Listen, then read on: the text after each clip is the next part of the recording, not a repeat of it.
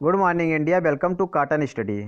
तो जैसा कि मित्रों आपको ये मालूम होगा कि एनटीपीसी का जो है हाल ही में एग्ज़ाम का डेट आने वाला है, तो उसी को ध्यान में रखते हुए हम जो है साइंस के कुछ इंपॉर्टेंट क्वेश्चन लेकर के आए हैं। ये थ्योरी पार्ट से संबंधित है। तो अगर मेरे प्यारे मित्रों अगर ये भी इससे पहले वाला अगर वीडियो आप लोग देखे ना हो, सबसे पहले उसको देखिए। उसको देखने के बाद पुनः इसको देखेंगे तो आपको कुछ ज़्यादा ही आनंद मिलेगा और क्वेश्चन का भी मज़ा मिलेगा। तो बिना देरी किए हुए चलते हैं सीधे टॉपिक पर।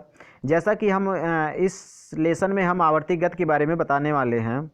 तो जब कोई वस्तु एक निश्चित पथ पर गतिमान हो तथा t एक निश्चित समय अंतराल के बाद बार बार अपनी पूर्व स्थिति को दोहराती है, तो इस प्रकार की गति को आवर्ती गति कहते हैं। वस्तु के द्वारा लिया गया समय अंतराल जिसमें वह वस्तु अपनी पूर्व गति को दोहराती है, तो हम वस्तुओं का आवर्तकाल कहते हैं। इसे किससे व्यक्त करते हैं? तो इसे t से प्रदर्शित करते हैं। जैसा कि उदाहरण के लिए पृथ्वी का सूर्य के चारों ओर परिक्रमा करने में 365.5 दिन का समय लगता है तथा इतने ही समय अंतराल के बाद वह अपनी पूर्व गति को दोहराती है, अतः 365.5 दिन उसका आवर्तकाल कहलाता है। घड़ी की सुइयों की गति व घड़ी के पेंडुलम की गति भी आवर्त गति का उदाहरण होता है। झूला में झूलना और अणुओं में परमाणुओं के कंपन भी आवर्त गति है। हृदय का धड़कना भी आवर्त गति है। आवर्त गति में यह जरूरी नहीं कि वस्तु केवल वक्राकार मार्ग पर गति करे। आवर्त गति में वस्तु का पथ वर्तितः सरल रेखीय फिर वक्रीय गति में हो, मतलब कुल मिलाकर के वो गति कर रहा हो, तिरछा मिर्छा, मतलब एक सरल रेखा में रहे या फिर जो है वक्रीय गति रहे या परवलयाकार रहे, किसी प्रकार से रहे, तो उसे क्या कहते हैं? आवर्ती गति कहते हैं। कंपन गति या दोलन गति किसे कहते हैं? तो कंपन गति वस्तु अपनी साम्य स्थिति के इधर उधर गति करती है, तो पिंड की गति दोलनीय अथवा कंपनीय गति कहलाती है। जैसे दीवार घड़ी में पेंडुलम की गति होती है, सिलाई मशीन में सुई की गति, सरल लोलक गति, स्प्रिंग में लटके पिंड को थोड़ा इधर उधर खींच देने पर लोलक के द्वारा की गई गति दोलन गति या कंपन गति का उदाहरण होता है। साम्य स्थिति के बारे में देखते हैं। तो साम्य स्थिति से तात्पर्य ऐसी अवस्था से है जिसमें कोई वस्तु किसी निश्चित बिंदु के इधर उधर ऊपर नीचे आगे पीछे गति करती है, तो वह वस्तु साम्य स्थिति या माध्य स्थिति कहलाती है। इस स्थिति में वस्तु अपनी साम्य स्थिति से थोड़ा आगे जाती है और फिर उसी स्थिति में लौटकर वापस चली आती है और फिर पीछे की ओर जाती है। यह प्रक्रिया लगातार चलती रहती है। इसमें कुछ महत्वपूर्ण बिंदु हैं। प्रत्येक दोलन अथवा कंपन गति आवश्यक रूप से आवर्ती गति होती है, लेकिन यह जरूरी नहीं कि सभी आवर्ती गति दोलन गति है। जैसे चंद्रमा पर प्रभावी के चारों ओर चक्कर लगाना आवर्ती गति है, लेकिन काल्पनिक गति नहीं, क्योंकि चंद्रमा अपनी पूर्व गति को बार बार दोहराता है, किंतु वह अपनी साम्य स्थिति के इधर उधर गति नहीं करता है। ध्यान दीजिएगा, इसमें एक एक लाइन में बहुत इंपॉर्टेंट क्वेश्चन है, तो ध्यान से इसको पढ़िएगा। अतः आवर्ती गति का दोलनी गति होने के लिए साम्य स्थिति का होना आवश्यक होता है। दोलन या कंपन करते समय वस्तु पर इस बल कार्य करता है जिसकी इस दिशा हमेशा साम्य स्थिति के ओर होती है। इसे हम प्रत्यानयन बल कहते हैं।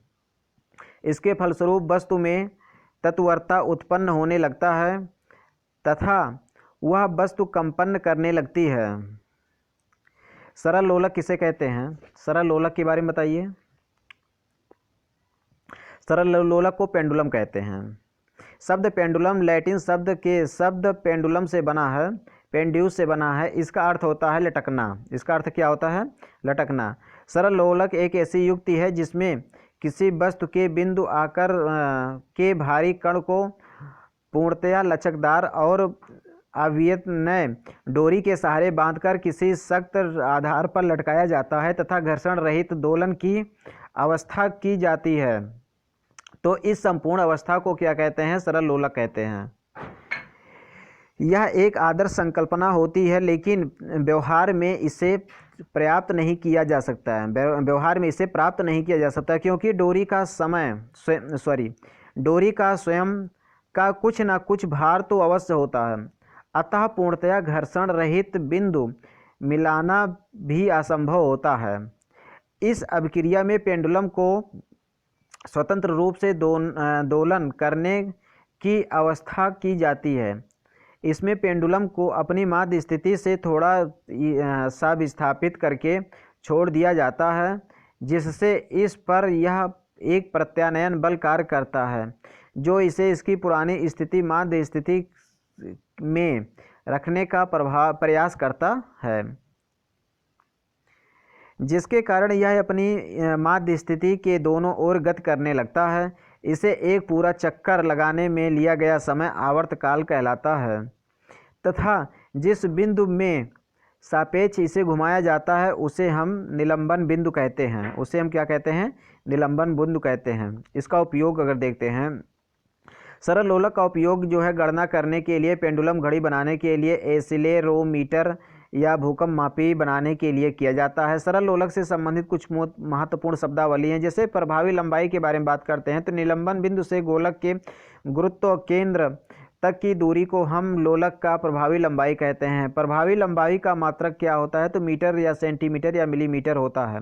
आवर्तकाल के बारे में बात करते हैं तो सरल लोलक को एक दोलन पूरा करने के लिए लिया गया समय आवर्तकाल कहलाता है। आवर्तकाल की इकाई सेकेंड होती है। T बराबर 2π√L/g होती है।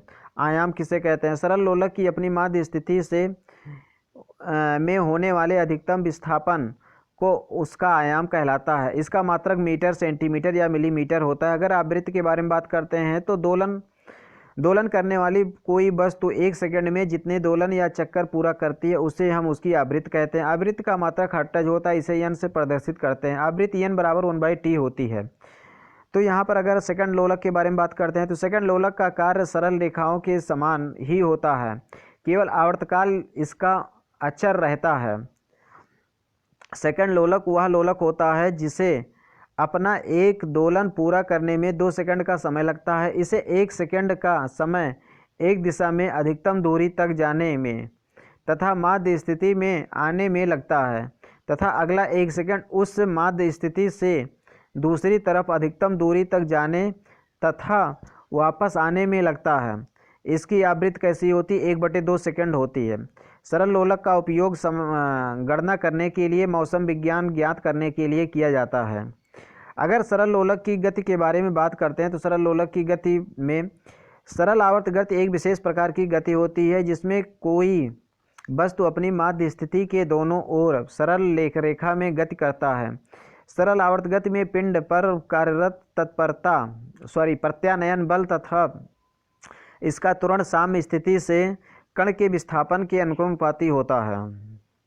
सरल आवर्त गति में जब कोई पिंड अपनी माध्य स्थिति से विस्थापित किया जाता है तो उसके ऊपर एक प्रत्यानयन बल कार्य करने लगता है। इसके परिणाम स्वरूप इसकी गति में वृद्धि होती है तथा वह अपनी माध्य स्थिति पर वापस आकर त्वरित गति करता है।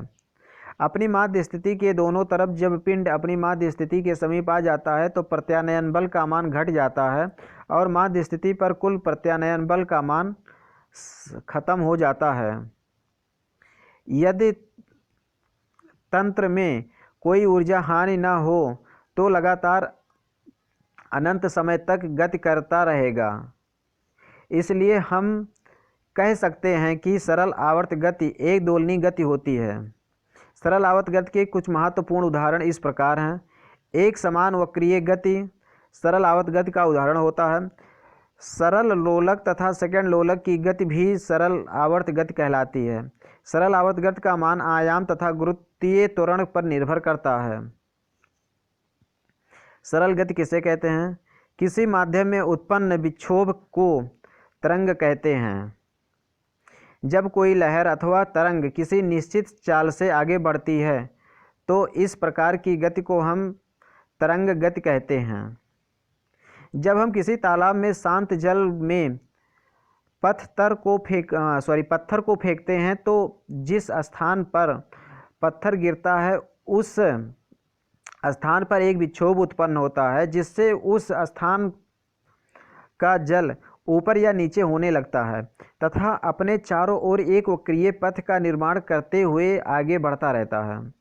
यह विक्षोभ का आकार इसके केंद्र के दूसरी तरफ फैलता चला जाता है, क्योंकि ऊर्ध्वाधर दिशा में गतिमान जल के अणु अपने समीपवर्ती जल के अणुओं को भी अपने विक्षोभ के प्रभाव से लेकर उन्हें गतिमान बना देता है और वह इस प्रकार श्रृंखलाबद्ध होकर विक्षोभ को आगे बढ़ते जाते हैं, जो हमें लहरों की श्रृंखला के रूप में दिखाई देते हैं। इस प्रकार विक्षोभ के आगे बढ़ने की प्रक्रिया को ही हम तरंग दैर्ध्य कहते हैं, या तरंग गति कहते हैं।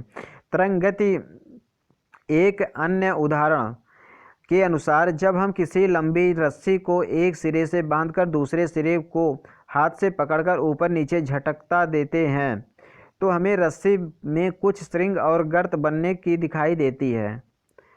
इसमें भी ये विक्षोभ तरंग आगे बढ़ते हुए दिखाई देते हैं, जो कि तरंग गति का एक ही रूप है।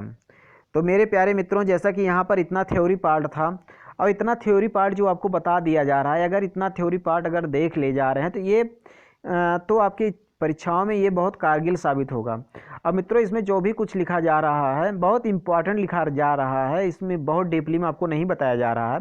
बहुत डीपली लेने के लिए आपको क्लास लेना पड़ेगा, क्लास लाइव क्लास लेना पड़ेगा, जो संभवतः हम 1 मार्च से शुरू करने की तैयारी कर रहे हैं। मतलब प्रयास यही कर रहे हैं कि 1 मार्च से शुरू कर दें, लेकिन अगर ईश्वर चाह जाएंगे तो शुरू भी हो जाएगा। तो अगर मित्रों आपको हमारा ये चैनल जो भी पढ़ाया जा रहा है, अगर इस चैनल पर जो भी मटेरियल दिया जा रहा है अगर आपको अच्छा लग रहा है तो इसे लाइक ज़रूर करें। लाइक अगर कर देंगे तो हमको भी अच्छा लगेगा, हमको भी मज़ा आएगा, आनंद भी मिलेगा कि हाँ चलो हमारे मित्रों जितने लोग हैं, हम जो पढ़ा रहे हैं उनको अच्छा भी लग रहा है, तो इसलिए लाइक कर रहे हैं। तो हम इससे अच्छा कंटेंट आपको देने का प्रयास करेंगे। तो मित्रों, हम इसी के साथ आपसे अब अगले एपिसोड में, अगले वीडियो में मिलेंगे। नमस्कार, धन्यवाद।